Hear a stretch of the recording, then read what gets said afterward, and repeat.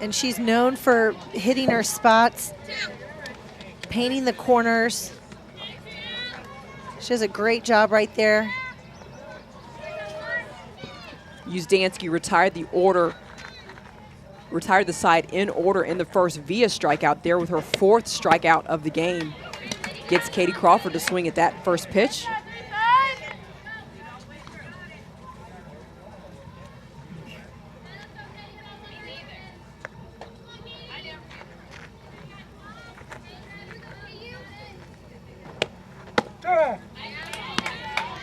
Strike 2.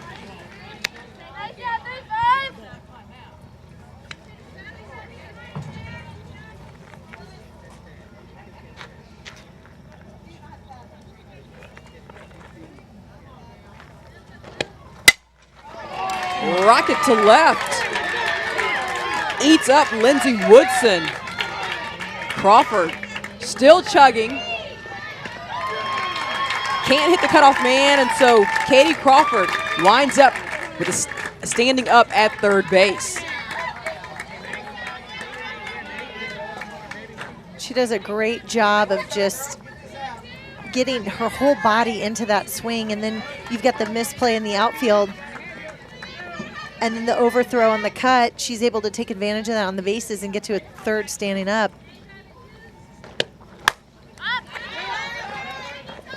Maggie Berg makes contact but sends the ball foul.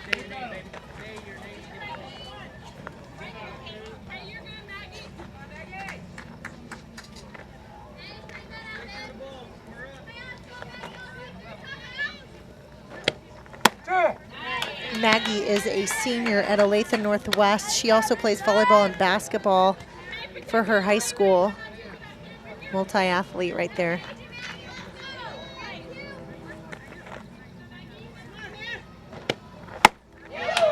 Swings and misses. 3rd strike, 3rd out. 5th strikeout of the game for Katie Uzdansky. The heart of the order due up for the Rockets when we return with the top of the 4th. Top of the 4th, the Rockets leading the Cougars 4-0. Jenna Nevius leading things off for the Rockets.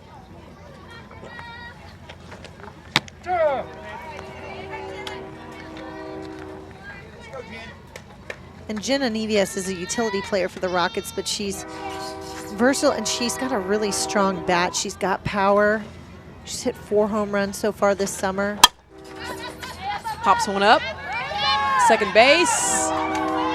No play is made. So Nevius is on.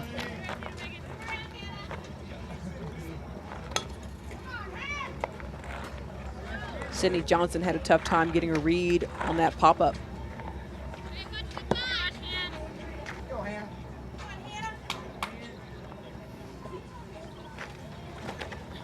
Hannah Lichty gets a hold of one, but she drives it foul.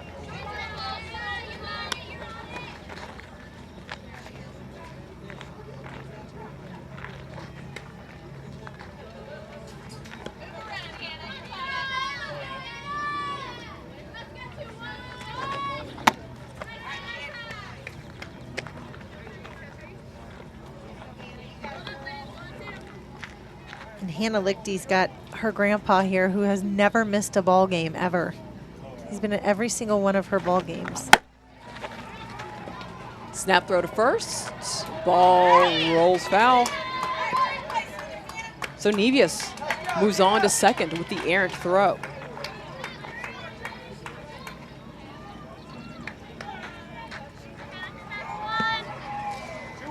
You really want your catchers to be aggressive back there and to make the base runners respect them. Lichty squares up to bunt, but comes up empty. But that aggressiveness can sometimes backfire and end up with somebody in scoring position, so you have to be really careful when you decide to be aggressive as a catcher. Pitch just off the plate. 3-2.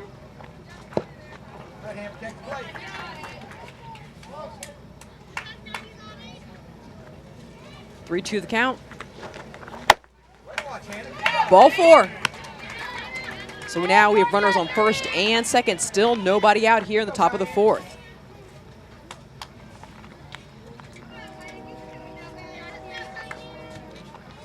And Ashley Loftman will be a freshman at USM and graduated from Piper High School this year.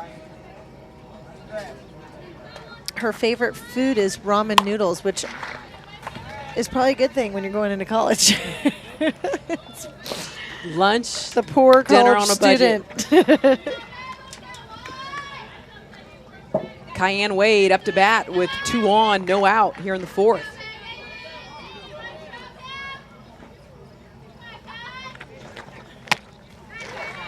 Ball high and outside.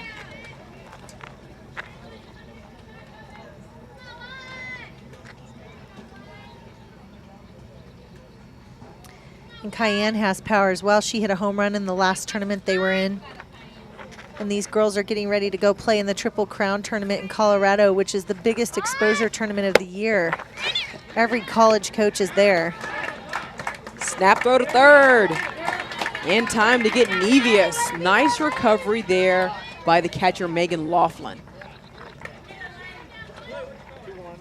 2-1.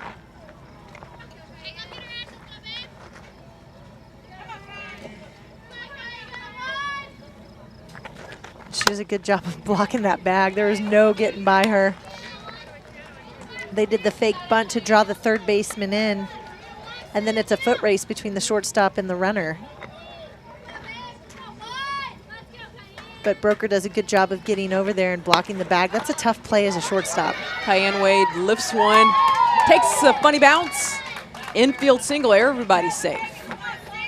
So now we have runners on the corner with 1 down. And when you have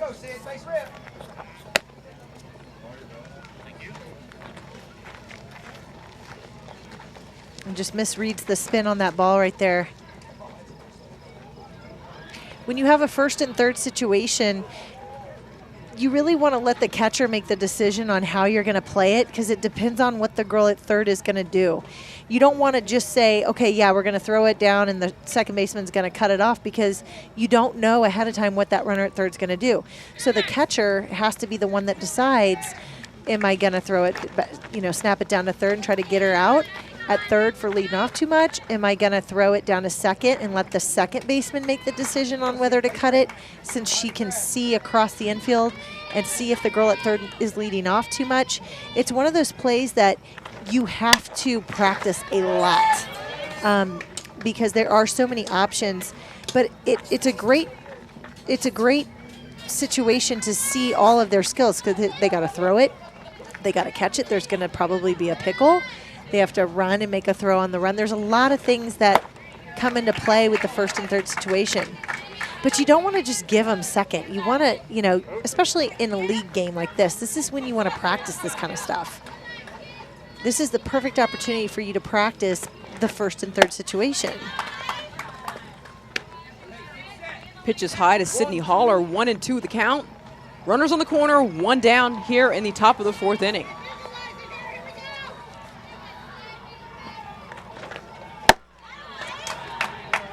Ball 2.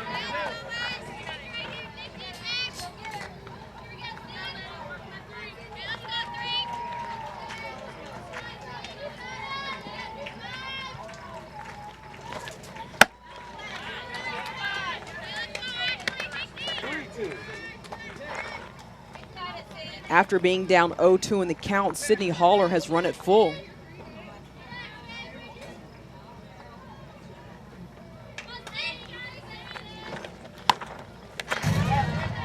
Fouls one off.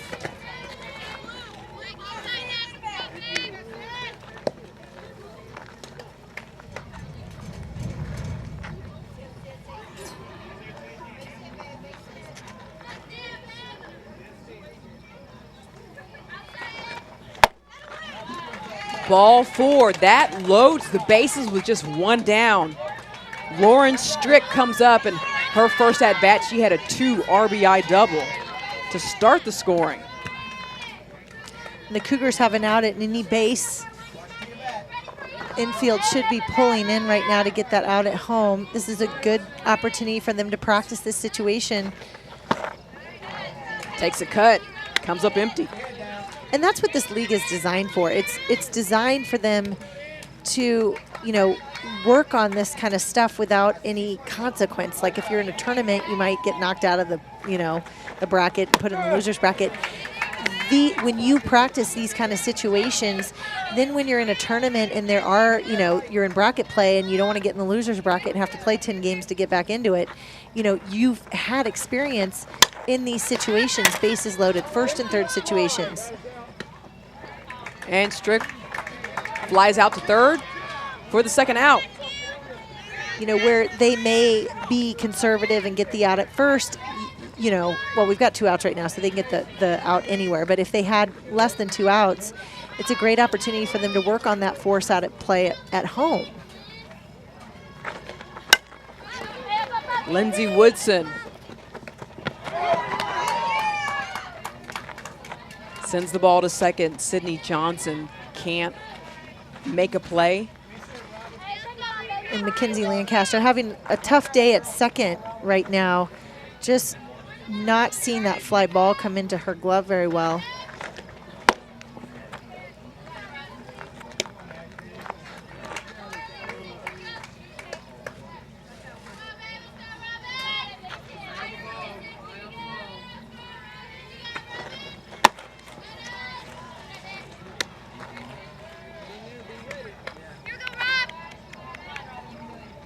And it's in games like this where you're down by 5, you really have to put that extra effort to have energy and to get your teammates motivated and not to just go into that quiet shell that we've all done at some point if you've ever played this sport.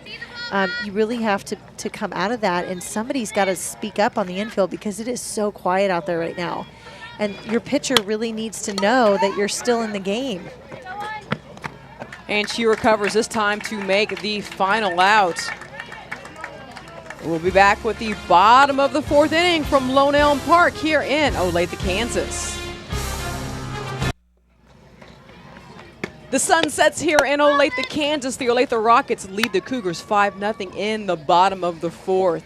Rockets getting it done at the plate, also getting it done in the circle. Katie Udansky blowing the ball by hitters. So far, she has 5 strikeouts in the game. You can see right here, she's really mixing up where she's throwing it with her speeds, location, getting these hitters to hit into the outs, and the defense picking up the slack. That brings us to this point. Udansky, face mask still on, back in the circle.